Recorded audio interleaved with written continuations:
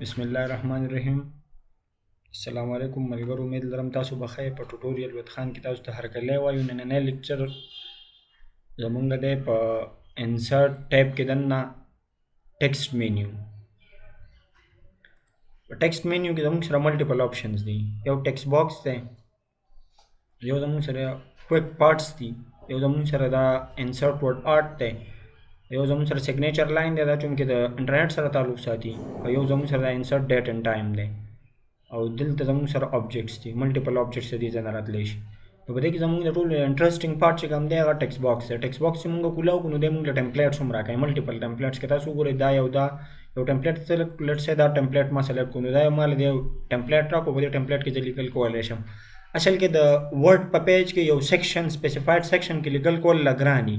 نو دی مونږ له تیار بنایا ټمپلیټ راکوي. نو په دې بنایا ټمپلیټ کې مونږ ته دا فایدې چې زمونږ ټایم بچت کېږي. اوس د دې چې کومه مین فایده ده نو مونږ هغه وایو. که فرض که زما سره داسې یو پوزیشن چې زما سره یو پکچر وي، په هغه پکچر باندې زه لیکل کول غواړم، یا زما سره یو شیپ وي، د دې ځای نه یو شیپ راوالم، یو شیپ مې دا راواغستو، دا شیپ زه ډرا کړم، او فرض که د دې شیپ په اني کارنر کې، مطلب د دې په دې کارنر کې یا په دې کارنر کې یا په دې ټاپ لیفت رائټ کارنر یا باټم لیفت رائټ کارنر یا په لیفت سینټر کې یا په رائټ سینټر کې یا بالکل په دې د دې په دې اورال باکس په دې سینټر کې زه لیکل کول غواړم، نو دا لږ ګران دي. د کرسر راتلی نه شي. که زه فرض کړم د کرسر خپل کلیک کړم نو تاسو وګورئ دی هغه سپیسیفیک سیکشن ته نه راځي، دی به یا په انټر باندې ځي یا به په ټیب باندې ځي. نو که فرض کړه زه ټیب سلیکټ کوم نو به دې طریقه باندې ځي، او که فرض کړه زه انټر سلیکټ کوم نو د انټر سره به دی په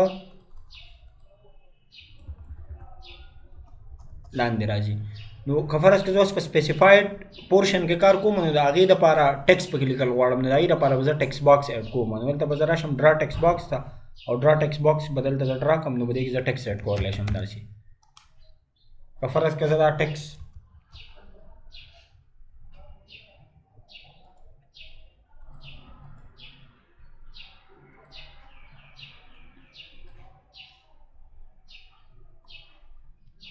دا ټیکسټ باکس په بل ځای کې امبیډ کول غواړم، په دې کارنر کې امبیډ کول غواړم، یا په دې ټاپ کارنر کې کول غواړم، یا په دې سینټر کې کول غواړم، یا دلته لږ را دې خوا کول غواړم، په اني سیکشن آف دس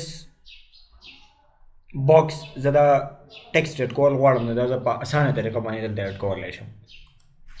سیده ملګرو د دې نه علاوه دا ورډ آرټ ته زما سره، نو ورډ آرټ خو ډفرنټ سټایلز وي. زه دا سلیکټ کړم نو په دې کې زه ورډ ټیکسټ لیکلی شم او هغې له ډفرنټ سټایلز ورکولی شم. دا مونږ الریډي په خپل پریویس ویډیوز کې ډسکس کړي دي چې دا څنګه کېږي. د دې نه علاوه په ټیکسټ مینیو چې کومه ده په هغې کې زموږ سره دلته ډیټ دی. صحیح شو. د ډیټ مختلف فارمیټس دي. تاسو وګورئ دا منت ډیټ او ایئر دی، بیا ډے او منت او ایئر دی.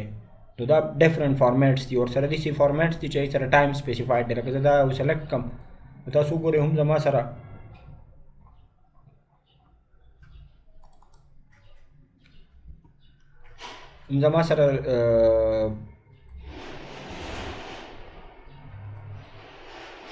ټایم راغی او هم زما سره ډیټ راغی.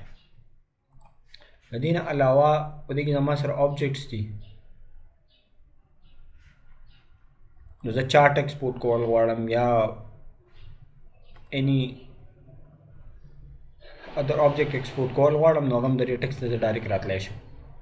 دا څو وګورئ دلته زموږ سره چارټ هم راغی. دا چارټ ورته موږ د دې ځای نه انسرټ کولی شو.